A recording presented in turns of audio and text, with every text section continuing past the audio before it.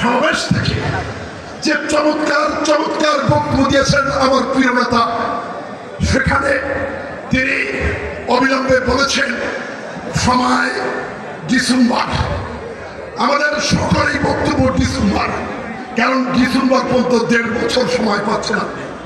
এই 1.5 বছরের সংস্কার অবিলম্বে করতে হবে। কি আপনারা একমত? সংস্কার করে নির্বাচন প্রক্রিয়া যেতে হবে। অসাংবিধানিক সরকার আমরা মানতে পারি না। পারি? শেখ হাসিনা 3 বছর জোর করে ক্ষমতা ছিল। আল্লাহর বিচার কি হয়েছে না হয়নি? ওবায়দুল কাদের কি বলে? বাথরুমে ছিলাম। শেখ হাসিনা কি বলে?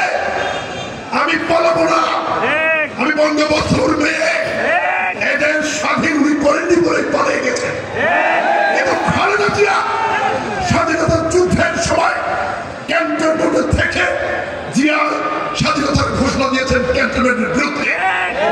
খালেদা জিয়াই দেশপ্রেমিক নেত্রী, তারেক রহমান দেশপ্রেমিক নেতা। এরা দেশ ছেড়ে পক্ষদিন সবাই ছিলেন, কিন্তু খালেদা জিয়া বিএনপি কি পালনের দল? হাসিনা পালাই গেলেন, কিন্তু কর্মীদের রেখে গেলেন অসহায়। আমি তা বলতেছি, আপনারা সবাইকে ঐক্যবদ্ধ করছেন। আগামী নির্বাচন তারেক রহমান যারা ঘোষণা দিয়েছেন প্রস্তুত আছেন? তারেক রহমানকে জানিয়ে দেন, দু হাত তুলে হাত দিয়ে জানিয়ে দেন নির্বাচন চান।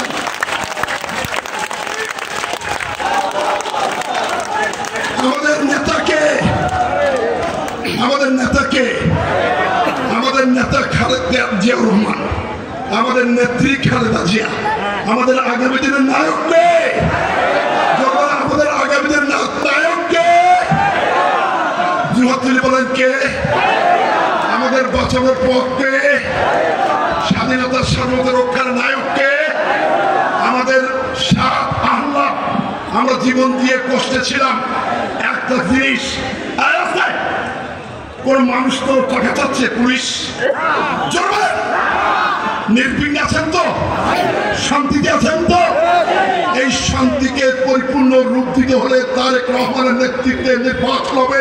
সেই নির্বাচনের ধানের শীষকে গ্রামে গঞ্জে ছড়াই দিতে হবে তারেক রহমান।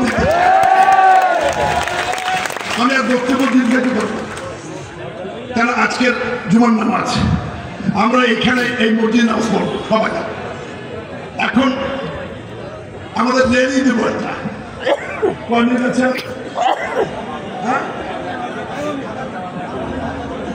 এখন আপনারা যা বলবেন তাই করবেন। আপনারা কি বলেন?